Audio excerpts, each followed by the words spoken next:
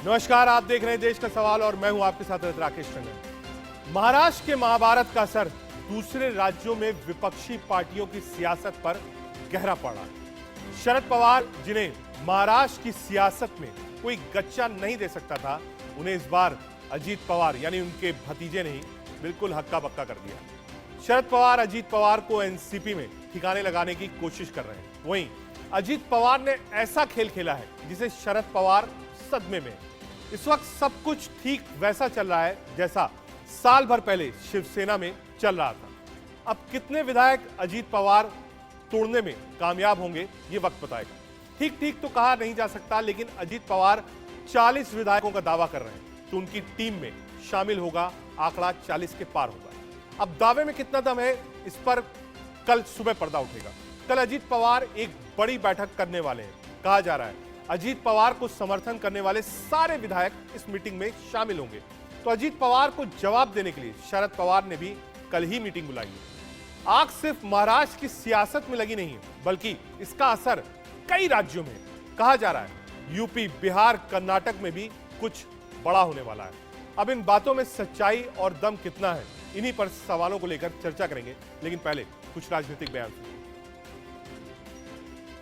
महाराष्ट्र में हम लोग पवार साहब, उद्धव ठाकरे साहब, हम लोग साथ में महाराष्ट्र में दौरा करने का एक प्लान बना रहे हैं। खुद पवार साहब उद्धव ठाकरे साहब से बात करेंगे और उसमें हम पूरे महाराष्ट्र में एक साथ महाराष्ट्र का दौरा करने का एक प्लान हमने किया है।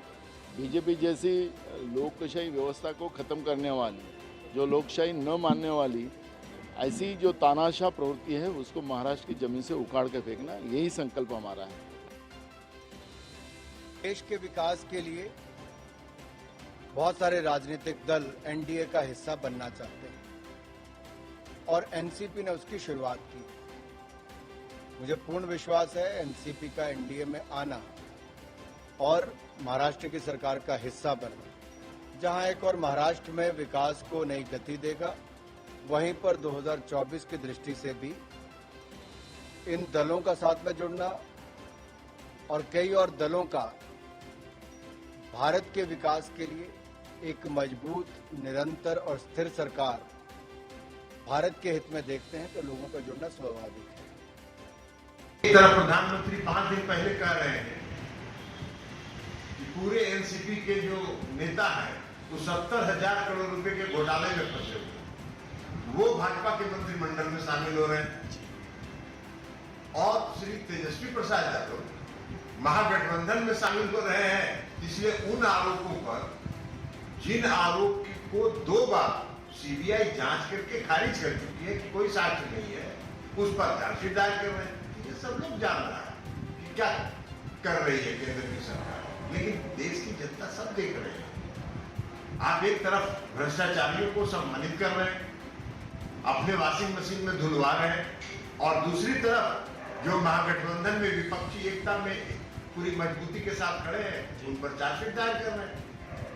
तो ये डराने धमकाने से, और तेजस्वी प्रसाद यादव की बात आगे वाली, वो सब इन सब चीजों को जान रहे थे। महाराष्ट्र में क्या खेल चल रहा है, एनसीपी में टूट के बाद ऑप्शंस क्या है, इसके लिए आपको सीधे ग्राफिक्स स्टूडियो ले चलते हैं। समझने की कोशिश करेंगे कि आखिर क्या कुछ हो रहा है महाराष्ट्र में। सीधे वॉल ग्राफिक्स आपको बताएंगे कि महाराष्ट्र की स्थिति इस वक्त क्या है, महाराष्ट्र में जो उथापुथल है वो किस तरफ है, कौन से विधायक किस तरफ है। शपथ तो हो गई, लेकिन अब जो संख्या बल है वो अजीत पवार कैसे है। जी हाँ, महाराष्ट्र का साइड इफेक्ट देखिए। पहले जेडीयू में टूट संभव है, ये दावा किया है सुशील मोदी और चिराग पासवान, दोनों बिहार से आते हैं, दोनों पहले नीतीश के साथ थे, कह रहे थे अब जेडीयू भी टूटेगी। एनडीए में जा सकते हैं जयंत चौधरी, रामदास अठावले इनका है। फिलहाल अखिलेश के साथ गठबंधन में है, अजीत सिंह के बेटे हैं। जाट वोट बैंक जो पश्चिम उत्तर प्रदेश में है वो थोड़ा इंटैक्ट है जयंत चौधरी के साथ। रामदास अठावले कह रहे हैं हमारे साथ आ सकते हैं। बीजेपी के संपर्क में सपा के कई विधायक हैं। ओपी राजभर जो पहले सपा में थे, पिछला विधानसभा साथ लड़े थे, बिल्कुल 24 घंटे अखिलेश के साथ थे, अब कह रहे हैं कि कई विधायक टूट सकते हैं। कर्नाटक में भी एक अजीत पवार है, एचडी कुमारस्वामी, देवगौड़ा जी के बेटे, जिनका हाल ही में बातचीत एनडीए में जाने की चल रही है और माना जा रहा है कि लोकसभा साथ में लड़ेंगे। ये कह रहे हैं कि एक अजीत पवार जैसा शख्स कांग्रेस में भी है। कौन है वो, इस पर पर्दा नहीं उठाया, लेकिन वो कह रहे हैं कि ऐसा एक शख्स है।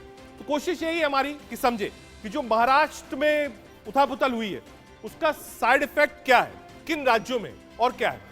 हम अपने पैनल पर चलें, लेकिन उससे पहले देश का सवाल क्या है। पहला, क्या शरद पवार फिर से बाजी पलट पाएंगे। लोग कयास लगा रहे हैं, बड़े पुराने चाणक्य हैं, क्या इसको चेंज कर पाएंगे। क्या अजीत पवार से शिंदे गुट की धमक कम होगी। कंपैरिजन हो रहा है साहब, जो ड्राइविंग फोर्स है वो अजीत पवार की ज्यादा है, पॉपुलैरिटी ज्यादा है, तो क्या इसका इफेक्ट शिंदे साहब पर पड़ेगा। क्या महाराष्ट्र के खेल में विपक्षी एकता का खेल हो गया। लोग कह रहे थे कुछ दिन पहले तक महाविकास अघाड़ी बहुत आगे है, लेकिन अब क्या वो स्थिति नहीं रहेगी लोकसभा चुनाव के लिए। यूपी, बिहार, कर्नाटक में बगावत की बात में क्या कोई दम है। क्या यहां पर भी कोई ऑपरेशन चल रहा है जैसा महाराष्ट्र में हुआ है। एक लंबा चौड़ा पैनल हमारे साथ है। हमारे साथ एडवोकेट अनुजा कपूर, प्रवक्ता भारतीय जनता पार्टी की तरफ से जुड़ रही हैं। नीरज मिश्रा, प्रवक्ता कांग्रेस पार्टी की तरफ से हैं। नरेंद्र सोनी जी, प्रवक्ता आम आदमी पार्टी की तरफ से हैं। संजय गुप्ता, प्रवक्ता शिवसेना उद्धव गुट हमारे साथ हैं। एडवोकेट कपीश श्रीवास्तव, प्रवक्ता एसपी की तरफ से हैं। और नसीम सिद्दीकी, प्रवक्ता एनसीपी शरद गुट की तरफ से। नसीम जी, आपसे ही शुरू करना चाहूंगा। कल बैठकों का दौर है, एक बैठक फर्स्ट हाफ में, दूसरी बैठक सेकेंड हाफ में। अजीत पवार ने अपनी बैठक बुलाई है, बड़े पवार साहब यानी शरद पवार साहब ने अपनी बैठक बुलाई है। शरद पवार साहब जमीन पर उतर आए हैं। अब वो ये भी कह रहे हैं मेरी तस्वीर का इस्तेमाल मत करिए। तस्वीर का तो इस्तेमाल नहीं हो रहा, लेकिन वो जो घड़ी है जो चलती रहती है, जो सिंबल है आपकी पार्टी का, अब वहां तक लड़ाई पहुंच रही है। एडवोकेट से भी बात हो रही है। मामला बिल्कुल वैसे ही है जैसा कुछ समय पहले उद्धव ठाकरे साहब के पास था। क्या हो गया नसीम साहब महाराष्ट्र में।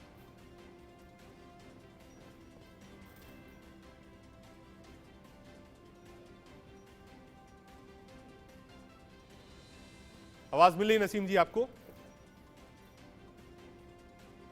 ठीक है, आता हूं आपके पास।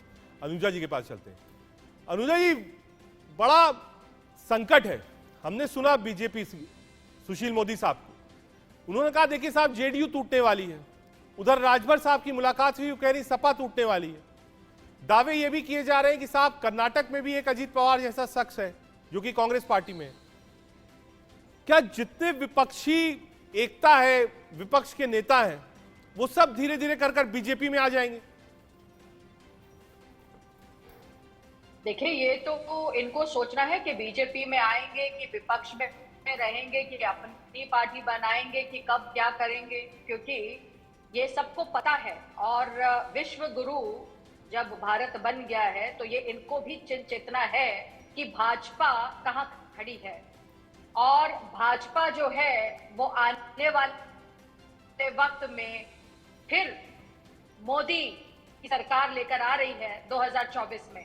तो ये तो इनको सोचने की बात है। आप देखिए कि बड़ी सोच मतलब एक बड़ी सा एक ड्रामेटिक प्ले चल रहा है पीछे। ये क्या ना, पर्दे के पीछे ड्रामेटिक प्ले चल रहा है। बीजेडी किसी के साथ होना नहीं चाहती। कांग्रेस को उन्होंने मना कर दिया एक तरीके से कि कांग्रेस आप छोड़ दो। एनसीपी का आपने हाल देख ही लिया है। वो पटना में जो हुआ उसके बाद से तो वैसे भी शरद पवार जी अगेंस्ट ही चल रहे थे। टीएमसी ममता जी कहती है जी मुझे छोड़ दो, आपका जहां कभी होगा कुछ गठबंधन या कहीं पर स्ट्रांग नजर आओगे तो वहां मैं आ जाऊंगी। सीपीएम कहते हैं, आपने तो देखा ही है वहां पे कि सुधाकरन को उन्होंने अरेस्ट करा दिया। बिहार को भी वो कहते हैं, बिहार कहता है जी कांग्रेस हमें छोड़ दो। जेडीयू कहता है जी मैंडेट के साथ रहे, मैंडेट के बिना रहे, तो जेडीयू भी कहीं खड़ा नहीं है इनके साथ। वो कहता है हमें छोड़ दो। केसीआर का भी आपको पता ही है कि वो भी कहता है एकला चलो सब एकला चल रहे हैं। अरविंद केजरीवाल तो वैसे ही कांग्रेस के अगेंस्ट कहता है, कभी साथ खड़ा होता है। तो बात तो सीधी बात ये है कि ये विपक्ष जोड़ो पार्टी नहीं हो रही, ये कांग्रेस हटाओ पार्टी हो रही है। ये इससे भाजपा का कोई कनेक्शन नहीं है। ये कांग्रेस सुपड़ा साफ पार्टी हो रही है। ये वहां पर अलायंस हो रहा है। ठीक है अनुजा जी, मेरा एक सवाल है आपसे। ऐसे ही मर रही है बीच में, भाजपा का क्या लेना देना। ठीक है, कोई लेना देना। इसमें दो सवाल है जो कई लोगों ने रेस किया है विपक्ष के नेताओं ने। आप करंट सिनेरियो की बात कर लीजिए। अजीत दादा पवार के ऊपर करप्शन के कई चार्जेस थे, इरिगेशन घोटाला था, उनके साथ जितने लोगों ने शपथ ली है, कई लोगों के खिलाफ सीरियस क्रिमिनल ऑफेंस भी है और हेराफेरी के मामले भी हैं जिसकी जांच चल रही है। तो विपक्ष बार बार ये कह रहा है साहब कौन सी वॉशिंग मशीन है बीजेपी के पास, जो जब तक आदमी विपक्ष में रहता है तब तक वो ईडी दफ्तर के बाहर खड़ा रहता है, और जब बीजेपी के साथ आ जाता है तो तुरंत कैबिनेट मंत्री बन जाता है, डिप्टी सीएम बन जाता है। अजीत पवार को जो एमवीए में लीडर ऑफ ऑपोजिशन, पूरा इंटायर एमवीए के लीडर ऑफ ऑपोजिशन बने थे, आज वो करप्ट हो गए उनके लिए। नहीं, आप खुद देखिए, मजाक देखिए जो ये उड़ाते हैं, अपने ही लोगों को जिनके साथ अलायंस करते हैं उन्हीं का मजाक उड़ाते हैं। आप बताइए, जो प्रफुल्ल पटेल है उनको जो वर्किंग प्रेसिडेंट बना दिया, आप उद्धव ठाकरे, उनके जो शिवसेना है उनके ऊपर बीएमसी का 1,000 करोड़ का उनके ऊपर करप्शन का केस है। क्या वो आए क्या धुलाने अपने आप को? आए क्या धुलाने? बीजेपी के अंदर कौन धुलाने आया? दिलीप वलसे पटेल है क्या? उनके ऊपर कोई केस है क्या? नहीं है कोई केस। जयंत पटेल पर केस है ILNFS का, वो आए क्या? वो तो नहीं आए, मुझे तो नहीं पता चला। भगवंत राय के ऊपर कोई केस है क्या? मुझे नहीं मालूम। कौन क्या बोल रहा है, सब बौखलाए हैं। आज प्रॉब्लम यही है कि भाजपा के सामने इनके, एक्चुअली तो देखा जाए कि मोदी जी के सामने, इनके सामने कोई है नहीं, नो वैकेंसी है। और डर इसी बात का है कि 2024 में जो खुद कहीं नहीं खड़े होते, आज लोगों में अपना व्यक्तित्व ढूंढ रहे हैं, अपना अस्तित्व ढूंढ रहे हैं, और ढूंढ रहे हैं कि भाजपा के ऑपोजिट खड़े हो जाए। नीरज मिश्रा जी, कांग्रेस प्रवक्ता के पास जा रहा हूं। अनुजा जी आ रहा हूं। नीरज जी, क्या जो ये पॉलिटिकल सिचुएशन उत्पन्न हुई, और एक स्प्लिट शब्द कहना गलत नहीं होगा, एनसीपी के अंदर हुई, पवार साहब विपक्ष के बड़े चेहरे थे, लोग ये कह रहे थे कि हो सकता है वो कन्वीनर भी बने आगे चलकर, साथ में तजुर्बेदार नेता, लेकिन जब वो अपनी ही पार्टी नहीं संभाल पाए तो इसका एक जो इंपैक्ट है वो दूसरे राज्यों में भी दिख रहा है। जैसा कि मैंने पढ़ा, चाहे वो यूपी हो, लोग कर्नाटक में दावा कर रहे हैं, बिहार में कह रहे हैं जेडीयू टूट सकती है, जयंत चौधरी जा सकते हैं, राजभर ऑलरेडी मुलाकात कर रहे हैं। तो जो छोटे छोटे धड़े हैं, क्या उनको विश्वास हो गया है कि विपक्ष कुछ नहीं कर पाएगा, इसीलिए लोग शिफ्ट हो रहे हैं एनडीए की तरफ? नीरज मिश्रा जी। रजत जी, विपक्ष की राजनीति की बात जब करें तो उसको हम एक बार कंपेयर कर लेते हैं सत्ता पक्ष के साथ। राजभवन में जहां लोकतंत्र का चीरहरण हो रहा था, वहां मोदी जी के भाजपा के सिपाही भारत माता की जय के नारे लगा रहे थे। बालासोर में जहां ट्रेन दुर्घटना में सैकड़ों लोग मर गए, वहां रेल मंत्री भारत माता की जय करके ड्रामा रच रहे थे। ठीक है। और इसी तरीके से जहां जहां भी देश के अंदर ऐसी स्थिति उत्पन्न हुई कि जहां पर आपको राजनीति और राजधर्म के बीच में चुनना है, इन लोगों ने राजनीति को चुना। आज मणिपुर में जाकर ये जो पजामे के नीचे खाकी चड्डी पहनने वाले लोग हैं, ये वहां जाकर भारत माता की जय क्यों नहीं करते? अब आइए विपक्ष की राजनीति की बात करने के लिए। आप देखिए, जो सबसे बड़ा लोकल न्यूज नेटवर्क है महाराष्ट्र का, उसने एक सर्वे कराया अमित शाह जी के जाने से जस्ट पहले। ठीक है। तो वहां निकल कर आया कि 48 सीटों की जो लोकसभा की संख्या है, उसमें से अगर भाजपा ने बहुत अच्छा चुनाव लड़ा, वैसे तो आरएसएस कह चुकी है कि मोदी जी के चेहरे पर और उस फर्जी हिंदुत्व पर अब वोट नहीं मिलेगा, अगर वो वोट मिल भी गया तो आपको 18 सीटें मिलेंगी। तो इन्होंने सोचा कि कुछ छल प्रपंच तो रचना होगा। इन्होंने कहा कि किसके ऊपर इल्जाम था। अजीत दादा पाटिल का नाम आप लोग ले रहे हैं, वो सिंचाई घोटाले का क्या हुआ? मोदी जी चक्की पीसिंग करा रहे थे। वो हसन मुंसिफ का नाम लेना भूल गई मैडम, उनके ऊपर जो किरीट सुमैया चार्जशीट लेकर घूम रहे थे, उनका क्या हुआ? प्रफुल्ल पटेल के बारे में आप लोग दिन भर पानी पी कर कोसा करते थे कि एयर इंडिया का घोटाला हो गया। जो 70,000 करोड़ के घोटाले की बात मोदी जी कर रहे थे मध्य प्रदेश में, वो 70 के 70,000 करोड़ का घोटाला अब इनकी जेब में चला गया। तो सबसे ज्यादा जो इस सब का नुकसान हुआ वो मोदी जी के सत्ता पक्ष को हुआ। अब वो देश के सामने ये जवाब कैसे देंगे कि पिछले 9 साल में सिर्फ और सिर्फ जो लोग इनके खिलाफ थे उनके ऊपर तो कार्रवाई हुई, लेकिन जो इनकी तरफ आ गए। और एक बड़ी अच्छी बात है रजत जी, क्योंकि ये लोकसभा का हाउस नहीं है, वहां तो वॉशिंग मशीन का जो शब्द है उसे एक्सपंज कर देते हैं। इनकी वॉशिंग मशीन में ICE है, जिसका मतलब है इनकम टैक्स, CBI और ED। जब वो ICE चालू हो जाती है तो यहाँ पर लोग धुलने चले जाते हैं। ठीक है, आ रहा हूं आपके पास। एक वजह महाराष्ट्र समझने के लिए संजय गुप्ता साहब शिवसेना की तरफ से हमारे साथ हैं, उद्धव गुट। संजय जी, ये जो पूरा प्रकरण हुआ है, ये ठीक वैसे ही है जैसा शिवसेना के साथ हुआ था।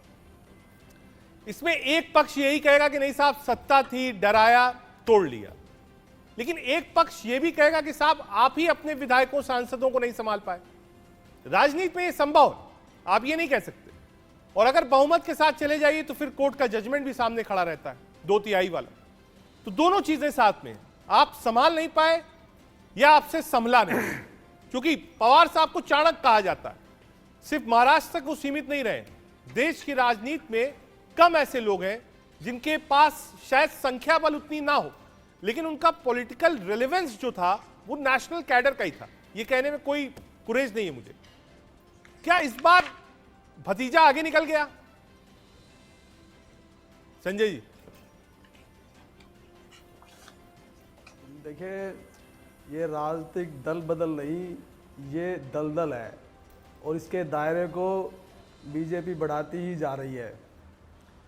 सबसे ज़्यादा मशक्क़त ये जो पार्टी तोड़ने की पार्टियां शुरू हुई है ना, सबसे ज़्यादा मशक्क़त इन्हें महाराष्ट्र में शिवसेना में हमारे साथियों के साथ ही करनी पड़ी। कभी हवाई मार्ग से इन्हें, हमारे 40 साथियों को ये गुजरात लेके गए, कभी हवाई मार्ग से वहीं से लेकर के ये गुवाहाटी गए, ये शुक्र है चौपाटी नहीं लेके गए। और उसके बाद जिस तरह से इन्होंने सरकार बनाई और इसको जिस तरह से चला रहे हैं, और फिर इसमें मेरे को लगता है कि ज़्यादा मशक्क़त इनको अजीत पवार जी के साथ या एनसीपी के साथ नहीं करनी पड़ी, जो मशक्क़त हमारे साथियों के साथ करनी पड़ी। ठीक है। तो राजनीतिक तौर पर ये कहते हैं कि हम नाटक कर रहे हैं, लेकिन असलियत में नाटक ये कर रहे हैं और विपक्ष को इतना कमज़ोर बनाने की कोशिश कर रहे हैं कि ताकि विपक्ष रहे ही ना। मगर हमारे देश के संघीय ढांचे में जिस तरह से एक मजबूत सरकार का होना जरूरी है, ठीक इसी तरह से एक मजबूत विपक्ष का होना भी जरूरी है। संजय साहब, एक सवाल और है मेरा, पार्टियों को इतना भी एक सवाल और है, क्योंकि महाराष्ट्र सेंट्रिक है, उसके बाद जाना है यूपी भी और आम आदमी पार्टी के पास भी। संख्या बल तो पूरा था शिंदे साहब के पास, बीजेपी और शिंदे गुट आराम से सरकार भी चल रही थी। एनसीपी के इन विधायकों को क्यों चाहिए था? क्या था पॉलिटिकल? क्या जो माइलेज मिलना चाहिए था लोकसभा के लिए वो बिना पूरा सवाल सुन लीजिए संजय जी, क्या बिना वो अजीत पवार के नहीं मिल रहा था? पहला। दूसरा, क्या अजीत पवार के आ जाने से जो एक अहमियत थी शिंदे गुट की, क्या वो कम हो गई है? बार्गेन पावर कम हो गई है?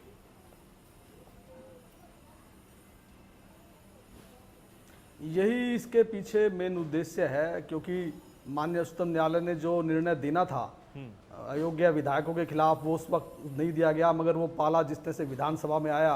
विधानसभा अध्यक्ष ने उस पर फैसला लेना है। इसको देखते, सोचते, समझते हुए ये फैसला इसलिए किया गया है बीजेपी के द्वारा, ताकि आगे चल करके ये तो कह सके कि हमने एक संवैधानिक फैसला लिया। क्योंकि उच्चतम न्यायालय ने जिस तरह से इनके ऊपर आरोप लगाए, चाहे वो राज्यपाल महोदय का डिसीजन था, चाहे वो कोई और डिसीजन था, उच्चतम न्यायालय ने इनकी सबकी कमियां गिनाई। उसके बावजूद अगर उन्होंने कहा क्योंकि उद्धव जी ने इस्तीफा दे दिया था इसलिए हम ये डिसीजन ले रहे हैं, और ये विधायकों को डिस्क्वालीफाई करने का मामला हम जो है वो विधानसभा अध्यक्ष को सौंप रहे हैं। ठीक है। तो उसको देखते हुए ही इन्होंने इस तरह का फैसला किया है। जो आपका सवाल है सही है। ठीक है, कपिल जी के पास।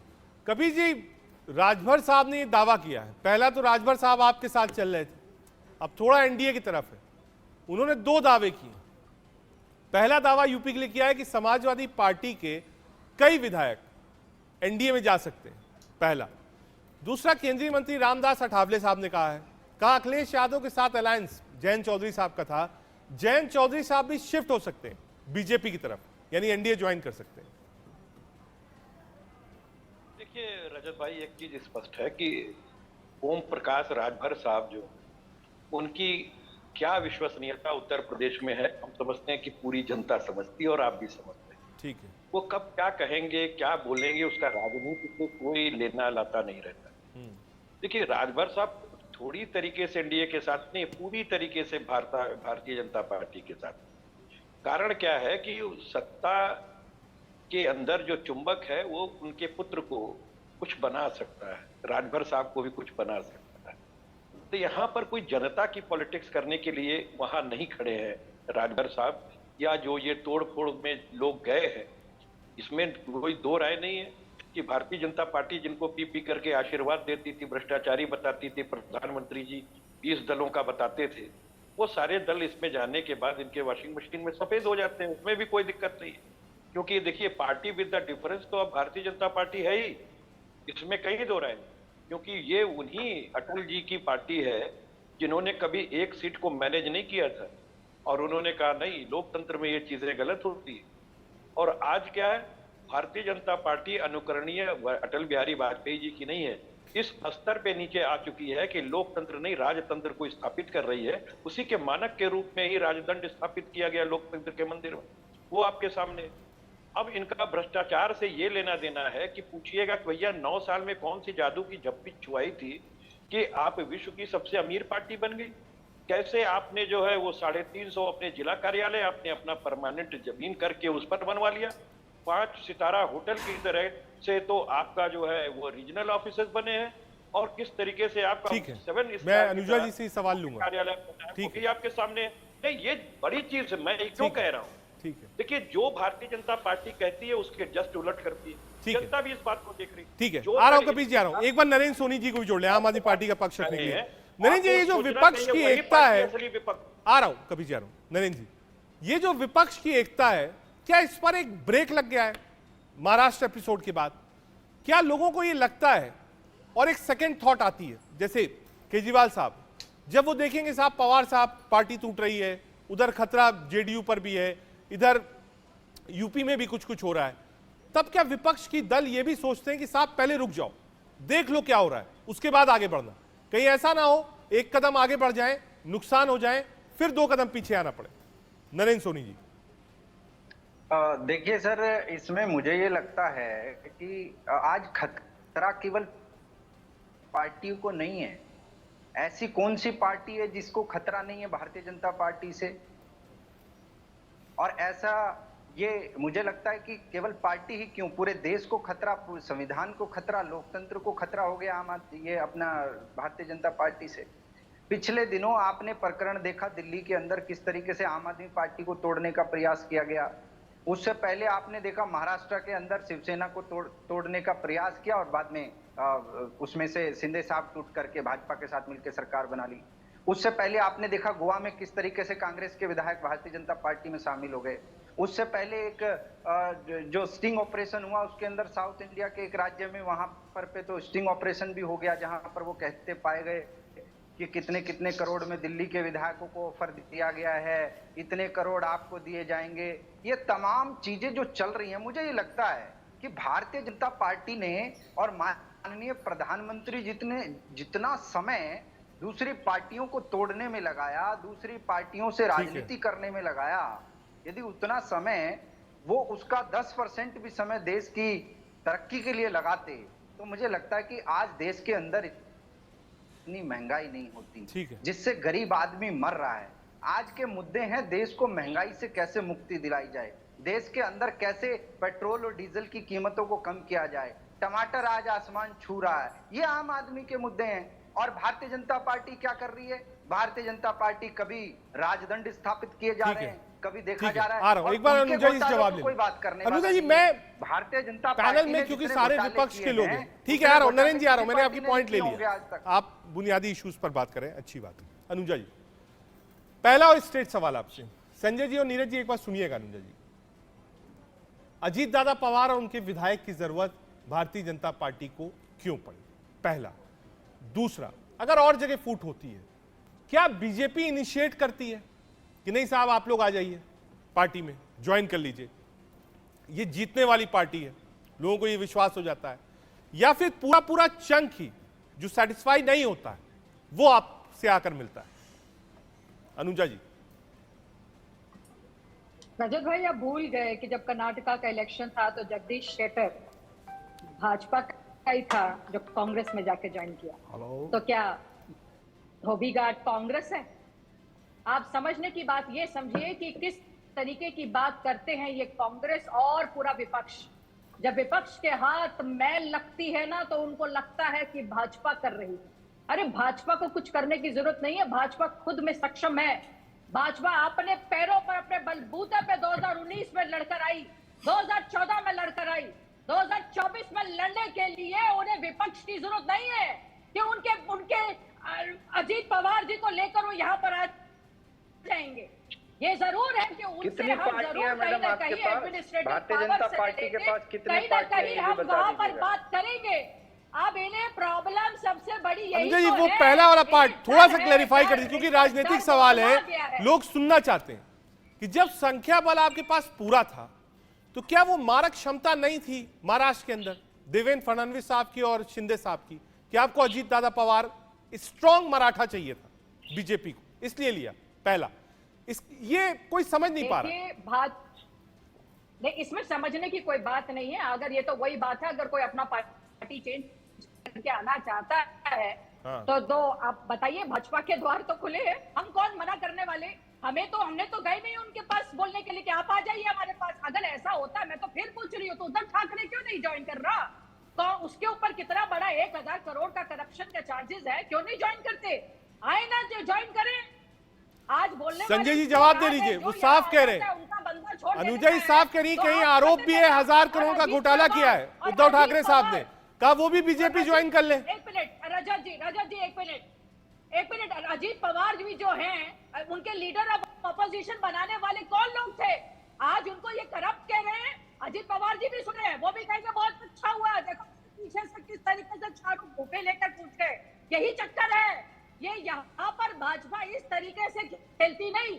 और शिंदे जी, और मैं जहां पर ये बता दूं, वेरेंडे से के लिए भी उद्धव ठाकरे अपनी मर्जी से छोड़ कर आए, उनका अपना मत तथ्य था, उन्होंने छोड़ी रजाई की, हमने नहीं। संजय जी रिप्लाई कर दीजिए, ओपन ऑफर है बीजेपी का, कहा उद्धव ठाकरे साहब भी आ जाए। संजय जी अरे बीजेपी तो इस टाइम सभी को ऑफर दे रही है, सारे आ जाएं, जितने विपक्षी पार्टियां सारे आ जाएं। अब सत्ता पक्ष ही रहे, विपक्ष रहे ही ना। कौन सी ऐसी स्टेट है, कौन सी ऐसी जगह है कि जहां पटेल जो था उसके ऊपर आ जाएंगे? चिल्ला क्यों रही हो आप? आपके माइक नहीं लगा हुआ क्या? आपके माइक लगा हुआ है, आप धीरे ही बोल सकती हो, आवाज साफ आ रही है आपकी। बात में कोई दम नहीं है ना इतना भाई साहब, चिल्लाने की जरूरत नहीं है। इतनी बात की प्रॉब्लम नहीं है। बहुत इतना ऐसे चिल्ला क्यों रही हैं भाजपा आप? के लोग इतना हैं, जोर से क्यों बोल रही हैं आप? गए हैं कांग्रेस में, मुझे और बताइए जगहों पर जाकर गए हैं। आप इतना तो क्या जोर से ये क्यों बोल कह रही दें हैं? हम माइक कि लगा जो हुआ है बाकी आपके। लोग हैं, आप आराम वो से बोलेंगी ना, कांग्रेस तो भी के आवाज आएगी हमें corruption साफ जो साफ, है, लाउड एंड क्लियर। कांग्रेस में करप्टेड लोग जाते हैं, तो भाजपा के कहीं ना कहीं करप्टेड लोग भाजपा में जा रहे हैं, आपके उनमें जा रहे हैं कांग्रेस में, और आप धो रहे हैं उन्हें। तो इस तरह की बातें ना किया कीजिए, ना तो ये समझ में आ रहा है लोगों के, क्योंकि विपक्ष जो है वो अपने आप अपनी करनी से खत्म हो रही है। मतलब हम क्या कह रहे हैं? हम तो ये कह रहे हैं, ये डेवलपमेंट पार्टियों को तोड़ने की जो पार्टियां देनी आपने शुरू की है ना, मतलब ये पार्टी कभी किसी को हवाई मार्ग से कहीं लेके जा रहे हो, कभी किसी होटल में ठीक है, एक लेके मिनट जा रहे हो। रोकूंगा। ये उत्तर प्रदेश के पूर्व मुख्यमंत्री, ये जो डेवलपमेंट चल रहा है उस पर अखिलेश यादव कुछ कह रहे हैं, एक बार सुनवाते हैं। नीति में अगर किसी ने लोकतांत्रिक व्यवस्थाओं को तोड़ा है तो वो है भारतीय जनता पार्टी, और लगातार इस तरह का प्रयास वो करते रहते हैं, लेकिन जनता समझ गई है इस तरह की चीजें कई बार बूमरैंग करती हैं। बूमरैंग कर करके आप देखना कि भारतीय जनता पार्टी का सफाया होगा। मैं लखनऊ से चला हूं, अयोध्या जा रहा हूं, मैं गड्ढे नहीं गिन सकता था, इतने गड्ढे हैं सड़क पे कि गड्ढे नहीं गिने जा सकते हैं। सरकार ये कहेगी कि हम इसके लिए अलग से रीकारपेटिंग के लिए पैसा दे देंगे, बजट दे देंगे। ठीक है, आ रहा हूं एक बार नीरज मिश्रा जी के पास। नीरज जी, क्योंकि विपक्ष के सबसे बड़े दल आप ही है, कांग्रेस पार्टी, कई बार ऐसी भी कई बाइट्स आई, कई आर्टिकल्स ऐसे भी हमने पढ़े जिसमें लोगों ने ये कहा कि साहब आप विपक्ष का चेहरा किसको देखेंगे, कोई ऐसा चेहरा नहीं दिखता। राहुल गांधी को लेकर सूत्रों से यह भी खबर आई कि अजीत दादा पवार ने इस बात को कहा कि साहब आप राहुल गांधी को नेता क्यों मान रहे हैं, और नरेंद्र मोदी की तारीफ करी। तो जब कंपैरिजन ऑफ नरेंद्र मोदी और राहुल गांधी आ रहा है, तो उस वक्त भी क्या विपक्ष या विपक्ष का दल आपके साथ है, जो दल के नेता हैं वो अलग हो जा रहे हैं? क्या यह भी कुछ मामला है? मिश्रा जी। रजत भाई, मैं आपकी बात का जवाब देने से पहले हमारी जो भाजपा की प्रवक्ता पैनल पर हैं, उनको कुछ चीजें याद दिला देता हूं। इन्होंने कहा कि भाजपा अकेले ही काफी है, तो इनको ये पता नहीं, शायद पता नहीं होगा कि 2019 से लेकर आज 2023 तक देश में 31 चुनाव हुए हैं। उसमें से सिर्फ 6 ऐसे चुनाव हैं जो भाजपा ने खुद जीते हैं। इसका मतलब 25 चुनाव भाजपा हार गई है। आज देश में आप जिनको विपक्ष कहती हैं मैडम, वो लोग 60% देश की आबादी का आशीर्वाद लेकर अलग अलग प्रदेशों में सरकारें चलाते हैं, और वो ऐसी सरकारें चलाते हैं जब आप 1200 रुपए का सिलेंडर बेचती हैं तो हम उसको 500 रुपए का सिलेंडर देके मरहम लगाते हैं। आप जब 115 रुपए लीटर तेल बेचती हैं, हम लोग उसे 96 रुपए लीटर तेल बेचते हैं। तो हम लोगों को ये तो मत सिखाइए। देश की जनता ने आपसे सवाल के लिए जवाब पूछे। रजत जी, अब आपकी बात का जवाब देखिए। आज के परिप्रेक्ष्य में अगर देखा जाए, अनुजा जी एक बात सुन लें दीजिए। अनुजा जी एक बार नीरज जी कंप्लीट कर ले। अनुजा जी एक बार नीरज जी अपना पॉइंट कंप्लीट कर ले, उसके बाद मैं पूरा वक्त आपको दूंगा। नीरज जी कंप्लीट करिए। रजत जी देखिए, आपने बहुत अच्छा सवाल पूछा कि विपक्ष का चेहरा कौन। देखिए, मैं आपको राजनीतिक टिप्पणी जो समाज से निकल कर आती है वो तो बता देता हूँ पहले। आज विपक्ष का चेहरा वो बेरोजगार युवा है जो इनसे 18 करोड़ नौकरियों का सवाल पूछता है। आज विपक्ष का चेहरा वो महिला है जो अपने किचन में 1200 रुपए का सिलेंडर खरीदने जाती है और 150 रुपए का टमाटर खरीदने बाजार में जाती है। ये सब लोग विपक्ष के चेहरे हैं। जहां तक आपने नेता की बात की कि मेरे नेता राहुल गांधी क्या विपक्ष के चेहरा है, वो इस देश के युवाओं का, गरीबों का, महिलाओं का, गुर्बों का चेहरा है। लेकिन इस देश की राजनीति देखिए, उन्होंने शहंशाह के 20,000 करोड़ पे सवाल उठाया तो उनको डिस्क्वालीफाई कर दिया। और आज की यथास्थिति यही है कि अगर वो डिस्क्वालीफाई रहे जो ये लोग चाहते होंगे तो वो तो चुनाव नहीं लड़ेंगे। तो इनके सामने चुनाव लड़ने के लिए देश के आम लोगों ने अपनी कमर कस ली है और इनको बाहर का रास्ता दिखाना तय कर लिया है। आपने तो भारत जोड़ो यात्रा निकाली, नॉर्थ ईस्ट में शून्य लेकर आए, नॉर्थ ईस्ट में शून्य भारत जोड़ो यात्रा निकाली। अनुजा जी कर्नाटक की हार और हिमाचल की हार के बाद मुझे लगता है भाजपा के लोगों का मानसिक संतुलन बिगड़ गया है। इसीलिए उनको desperate times call for desperate measure, जो अंग्रेजी कहावत है, मुझे लगता है इसीलिए बात करनी पड़ती है। और रजत जी, इस तरीके की डॉग फाइट में हम लोग तो नहीं इंडल्ज करते। ये कॉमेडी नाइट्स इनका कहीं और चले तो ज्यादा अच्छा है। देश की जनता जो अपना समय यहाँ लगा रही है, उनको ये समझ आना चाहिए कि ये लोग महंगाई कैसे कम करेंगे, ये लोग लोगों को रोजगार कैसे देंगे, ये जो बालासोर में ऐसी घटना हुई उसके अपराधियों को कैसे पकड़ेंगे, मणिपुर जो जल रहा है पिछले 7 दिन से, उसके ऊपर ये लोग क्या करेंगे। इन बातों का जवाब देश की जनता इनसे चाहती है। ये लोग इधर उधर की बात करके डिस्ट्रैक्शन क्रिएट करते रहेंगे। ठीक है, पर हमारा तो यही काम है कि इनको पकड़कर खींचकर हम बुनियादी मुद्दे पर लेकर आएंगे कि देश को जवाब दीजिए कि 9 साल में आपने देश के हाथ में जो कटोरा दे दिया है, अब उस कटोरे के अंदर हम क्या भरें। आप जवाब दीजिए भाई साहब, विपक्ष में कांग्रेस के साथ कौन खड़ा है? जवाब दीजिए। आप विपक्ष में कौन खड़ा है के साथ? कौन आपको हटाने की कोशिश में की? आप देखिए भाई साहब, जाके अपना मुंह देखिए, आईने में देखिए अपना मुंह। कांग्रेस को सुपड़ा साफ है, विपक्ष कांग्रेस को हटा रही है, भाजपा को नहीं। रजत जी ये पढ़ लिख के नहीं बुलाते हैं क्या आप अपने प्रवक्ताओं को? थोड़ा सा कहूंगा कि निजी टिप्पणी आप लोग मत। अनुजा जी आ रहा हूं, रुक जाइए। आ रहा हूं, एक बार कपिल श्रीवास्तव जी के पास जा रहा है क्योंकि अखिलेश जी ने ये बात कही। आ रहा हूं, 1 मिनट आ रहा हूं। नीरज जी आ रहा हूं। अनुजा जी 1 मिनट। अनुजा जी आ रहा हूं, 1 मिनट। आउट ऑफ टर्म अगर अनुजा जी आप बोले मुझे माइक म्यूट करा और मेरे पास कोई ऑप्शन नहीं है। आपके समय में अगर कोई बोलेगा तो फिर आप कहेंगे नहीं साहब देखिए हमको बोला नहीं जाता। जब आप बोलती हैं, मैं सबसे कहता हूं एक बार सुनिए अनुजा जी, कम से कम उतना पेशेंस मैम आप भी रखिए। और आपका समय सबसे ज्यादा रहेगा क्योंकि आप बीजेपी को प्रेजेंट कर रही हैं और 6 लोग विपक्ष से बोल रहे हैं, तो मैं खुद इस बात का ध्यान रख रहा हूं। लेकिन कम से कम जो दूसरे का वक्त है उसके पॉइंट आप लिख लीजिए, पॉइंट बाय पॉइंट आप बोलिए। आ रहा हूं, कपिल जी के पास जा रहा हूं। कपिल जी आ रहा हूं। अनुजा जी 1 मिनट रुक जाइए, नहीं 1 मिनट रुक जाइए। कपिल जी के पास। कपिल जी, अखिलेश जी को हमने सुना अभी, वो अयोध्या जा रहे थे, उन्होंने कहा बूमरैंग शब्द का प्रयोग किया। उन्होंने कहा कई बार चीजें उल्टी पड़ जाती हैं। इसका क्या मतलब है? एक पार्टी है जिससे लोग जुड़ना चाह रहे हैं, जुड़ रहे हैं, मजबूत कर रहे हैं। बड़े बड़े नेता विपक्ष के टूट रहे हैं, बीजेपी से जुड़ रहे हैं। राजभर साहब आपके अलायंस से 24 घंटे अखिलेश जी के साथ रहते थे रथ पर। इसको आप ये नहीं कह सकते कि नहीं साहब ऐसा नहीं था, आज वो आपके साथ नहीं है। तो ये कौन सी ऐसी पावर है जो विपक्ष के नेताओं को मैग्नेट की तरह खींच ले रही है? रजत जी, लोग नहीं जा रहे, कुछ चंद नेता जा रहे हैं। और वो क्यों जा रहे हैं इसका कारण आप खूब अच्छे से जान, दो ही कारण ही है उसका। एक कारण है धन बल और दूसरा कारण है सीबीआई, ईडी और पलाट विभाग।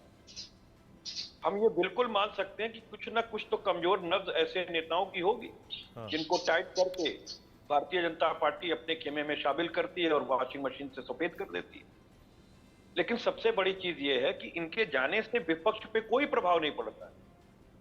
विपक्ष के लोग जो वोट पाए हैं वो अपनी नीतियों के कारण पाए, किसी एक व्यक्ति के कारण नहीं पाए। और जिस व्यक्ति के कारण वो उस पार्टी को लीड कर रहा है वो तो वहीं पर खड़ा है। तो सवाल इस बात का नहीं है भारतीय जनता पार्टी कितनी भी तोड़फोड़ कर दे।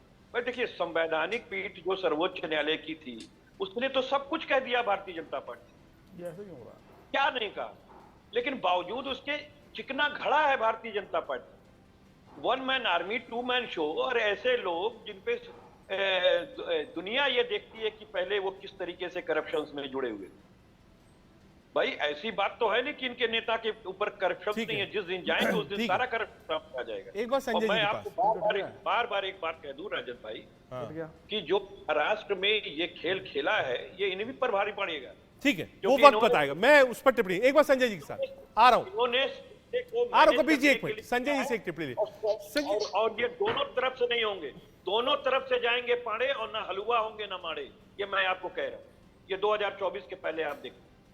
ठीक है, नरेंद्र सोनी जी के पास। नरेंद्र जी, ये जो उठापटक चल रही है आम आदमी पार्टी की पंजाब में और दिल्ली में सरकार है, आम आदमी पार्टी इसको कैसे देखती है? क्या जो 17 तारीख को विपक्ष की बैठक बुलाई गई है कर्नाटक में, बैंगलोर में, क्या वहां पर क्या आप जाएगी? नहीं, देखिए, आपने माननीय मुख्यमंत्री अरविंद केजरीवाल जी को सुना है रजत भाई, कि उन्होंने साफ तौर पे कहा है कि आज दिल्ली के अंदर जो तानाशाही भारतीय जनता पार्टी की सरकार ने चलाई है, उन्होंने सुप्रीम कोर्ट को चुनौती दिया है और एक काला अध्यादेश वो दिल्ली के लोगों के लिए ऊपर उन्होंने थोप दिया है ला करके। तो माननीय अरविंद केजरीवाल जी ने साफ कहा है, आम आदमी पार्टी का एक सीधा और साफ रास्ता है। उन्होंने साफ बता दिया है कि पहले ये कांग्रेस पार्टी को ये तय करना पड़ेगा। सबसे बड़ी, पिछले दिनों जब पार्टियों की विपक्ष की सबकी बैठक हुई उसमें 12 पार्टियां ऐसी थी जिनके प्रतिनिधि राज्यसभा में मौजूद हैं, और उसमें से 11 का इस अध्यादेश के खिलाफ जाने का फैसला उन्होंने लिया है। आम आदमी पार्टी का अरविंद केजरीवाल जी का समर्थन देने का फैसला लिया है इस अध्यादेश के ऊपर। लेकिन कांग्रेस पार्टी ने मुंह नहीं खोला है। कांग्रेस पार्टी को यह तय करना पड़ेगा कि वो दिल्ली के लोगों के साथ खड़े हैं या तानाशाह नरेंद्र मोदी जी के साथ खड़े हैं। पहले जब वो ये फैसला ले लेंगे तो आम आदमी पार्टी माननीय मुख्यमंत्री अरविंद केजरीवाल जी वो डेडलॉक अभी चलेगा। संजय गुप्ता जी के पास अगर आवाज मिल रही है संजय जी। संजय जी, जो अगर आप थोड़ा इतिहास में जाइए, हालांकि आप शिवसेना को रिप्रेजेंट कर रहे हैं, लेकिन मैं महाराष्ट्र की पॉलिटिक्स थोड़ा समझना चाहता हूं आपसे और जनता भी जानना चाहती है। जो एलिवेशन हुआ प्रफुल्ल पटेल साहब का और सुप्रिया सुले जी का, क्या उस वक्त तक पवार साहब को इस बात की जानकारी थी कि उनके भतीजे कुछ खेल कर सकते हैं? वरना आउट ऑफ बॉक्स था। ग्राउंड पर जो हम पढ़ते हैं, जो हमने सुना है और देखा है इतने सालों में, कि महाराष्ट्र में ग्राउंड में वर्कर्स से एनसीपी के, अगर पवार साहब के बाद किसी का टच है तो अजीत दादा पवार का था। तो उस वक्त क्या बिल्कुल पवार साहब श्योर थे, इसीलिए उन्होंने प्रफुल्ल पटेल और सुप्रिया को आगे किया था? देखिए, राजनीति में बहुत सी बातें ऐसी होती हैं जो पता होती हैं मगर बताई नहीं जाती, और राजनीति में बहुत सी ऐसी बातें भी होती हैं जो होती तो हैं, दिखती तो हैं, मगर होती नहीं है। तो हर बात को खोल करके नहीं बताया जा सकता। ये जो स्क्रिप्ट है, हम सिर्फ इतना ही कह सकते हैं कि सुप्रीम कोर्ट का जो फैसला होना था, जो फैसला उससे पहले होना था, उसके बाद जो हुआ, ये अभी कुछ दिनों में आगे चल करके सब पता चलेगा। इसके पीछे की स्क्रिप्ट की स्टोरी को मैं अभी इसका खुलासा नहीं कर सकता, समय आने पर इसका खुलासा हम करेंगे। ठीक है। लोग बार बार कह रहे हैं कि क्या ऐसा तो नहीं है कि इसमें भी पवार साहब का कोई खेल है?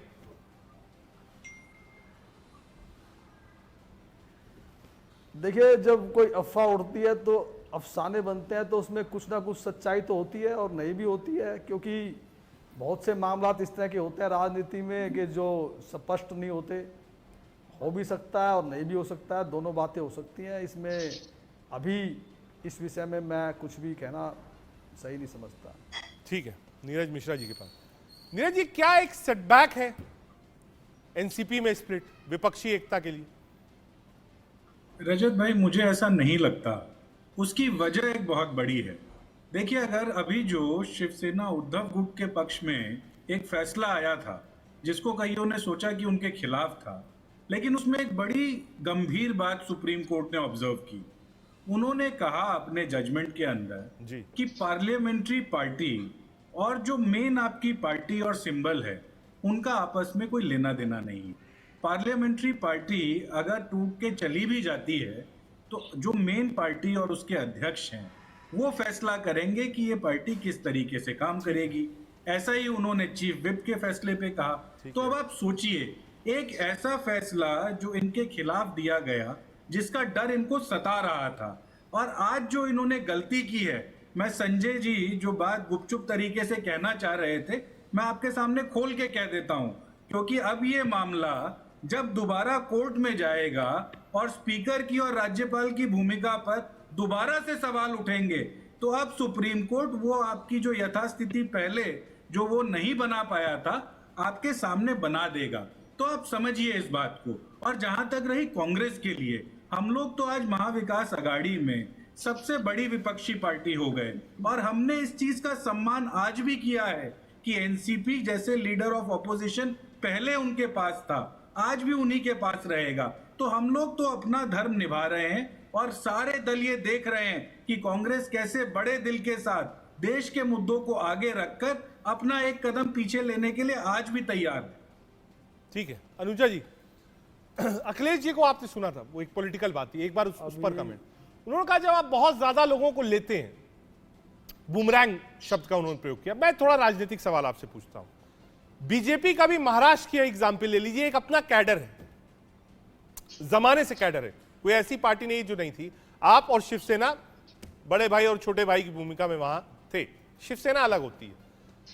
क्या बीजेपी का कैडर इस बात से नाराज नहीं होगा कि पहले आपने शिंदे साहब को बुलाया, चीफ मिनिस्टर बनाया आउट ऑफ बीजेपी, अब अजीत दादा पवार को ले आए, वहां पर भी 5 मिनिस्ट्रीज दे रहे हैं आउट ऑफ बीजेपी, उसको कैसे मैनेज करते हैं आप लोग?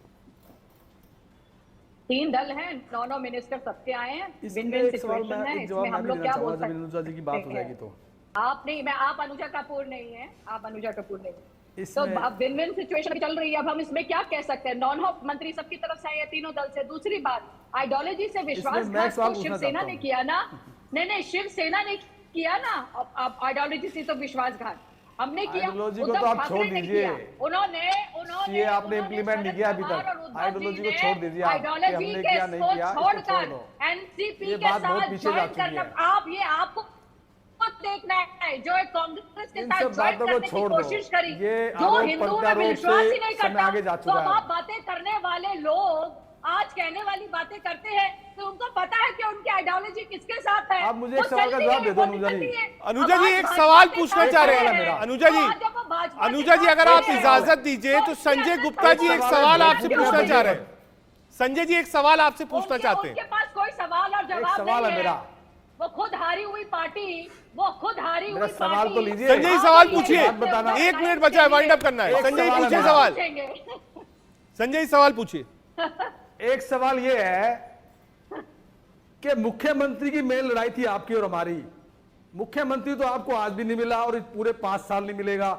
ऐसा कौन सा मंत्र दिया आपको शिंदे जी ने, पता ही नहीं है भाई साहब, आप रहने दीजिए, कि आपने मुख्यमंत्री तो आपका बना नहीं, उप मुख्यमंत्री आपने 2 बना दिए, अपने मुख्यमंत्री को आपने उप मुख्यमंत्री बना दिया।